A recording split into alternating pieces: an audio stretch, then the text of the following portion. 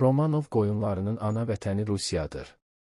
Bu qoyunların ilk nümayəndələrinin çəkisi 20 kiloqram idisə bugün 50 kiloqrama yüksəlmişdir. Qoçların diri çəkisi 55-80 kilo, qoyunların 45-50 kilo arasında dəyişir. Məhsuldarlıq 200-250% arasındadır və yaxşı sürülərdə 100 ana qoyundan 350 bala almaq olar.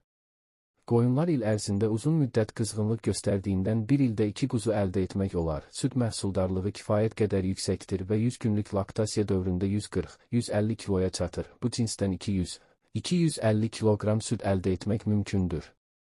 Bugün Romanov qoyunlarından bir çox Avropa ölkələrində çarpazlaşdırma yolu ilə digər cinslərin məhsuldarlığını artırmaq üçün istifadə olunur.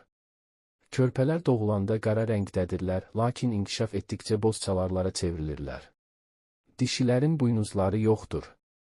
Kiçik bədənə malik olsalar da ayaqları uzundur. Süd məhsuldarlığı kifayət qədər yüksəkdir.